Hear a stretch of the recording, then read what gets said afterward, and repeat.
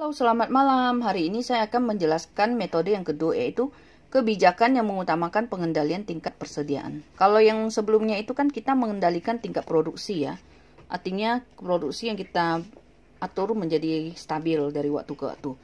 Nah, untuk ini, metode ini adalah perkembangan jumlah unit yang diproduksi dibiarkan berfluktuasi, tetapi tingkat persediaan diusahakan stabil dari waktu ke waktu. Jadi, di sini metodenya adalah produksi kita biarkan berubah, tapi yang dikontrol biar stabil adalah persediaan dari waktu ke waktu ya. Nah, cara yang dilakukan adalah dengan membagi selisih antara persediaan awal dan persediaan akhir dengan waktu bulanan, triwulan, semester, dan lain-lain.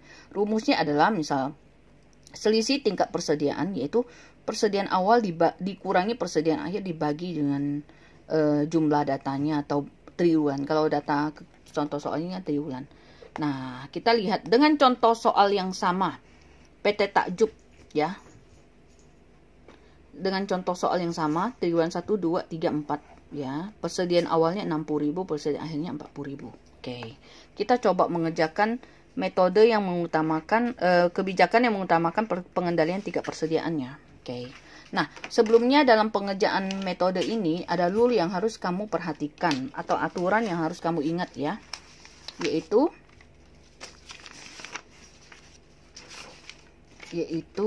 ini.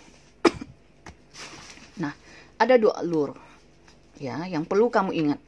Pertama, jika persediaan awal lebih besar dari persediaan akhir, maka selisih itu selisih pengurangan antara persediaan awal dan akhir ditambah persediaan akhir. Yang kedua, rule yang kedua, apabila persediaan akhirnya lebih besar dari persediaan awal, maka selisihnya akan menambah persediaan awal ya. Oke, kita lihat dengan contoh soal yang sama PT Takjub, kita coba kerjakan. Kebetulan ini sudah saya tuliskan di sini biar kita sama-sama hitung ya. Nah, kamu hitung dulu selisih nggak apa-apa. Mau buat tabel dulu, mau hitung selisih sama. Nah, selisih sama dengan soal kan persediaan awal ya. Rumusnya dulu persediaan awal kurang persediaan akhir dibagi N. Nah, di soal kan persediaan awalnya 60.000 kurangi persediaan akhir 40.000 ya. Dibagi 4 karena 4 triwulan. Nah, ini selisih ini 5.000 ini ya, yang akan kita pakai patokan di lur ini. Kalau kita lihat soal, berarti ini adalah memenuhi persediaan awalnya 60.000, persediaan akhirnya 40.000. Persediaan awal lebih besar dibanding persediaan akhir.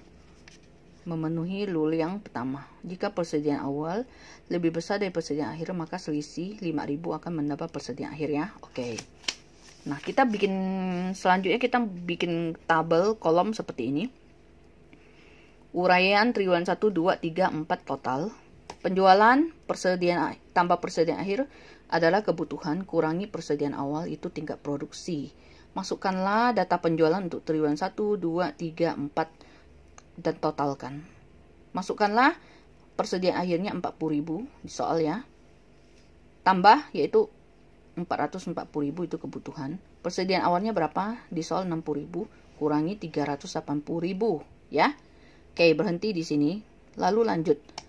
Pindahkanlah angka persediaan akhir yang ada di kolom total, pindahkan ke triwulan 4.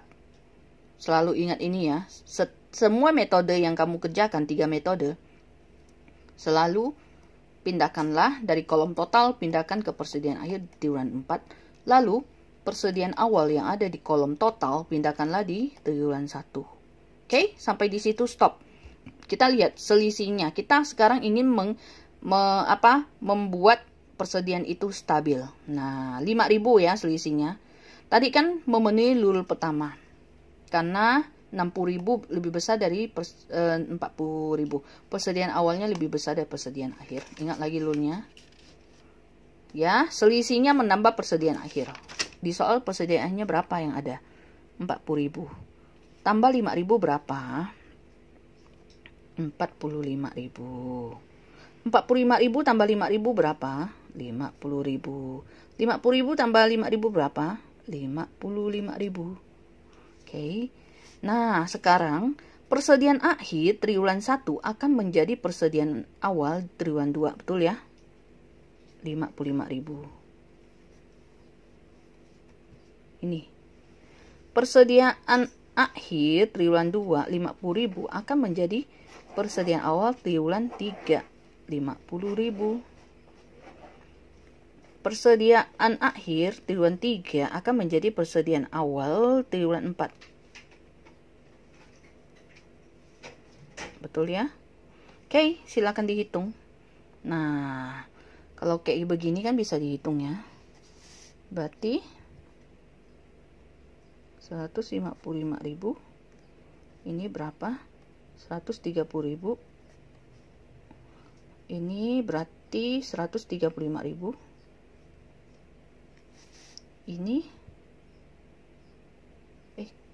Ini berarti ada 170.000 ya. Oke, coba ya. Ini sama toh ya. Oke ya. Lalu tinggal kamu kurangi. Berapa ini? 110.000. 135 kurang 55 berapa? 80.000. 80.000.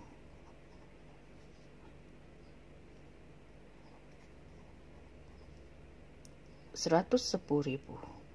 Oke, coba lihat, dicocokkan. Betul ya, 110, 80, 80. Oke. Nah, ingat ya, metodenya jangan sampai lupa. Seperti itu, dan rule-nya. Oke, terima kasih. Sekian untuk penjelasan metode yang kedua.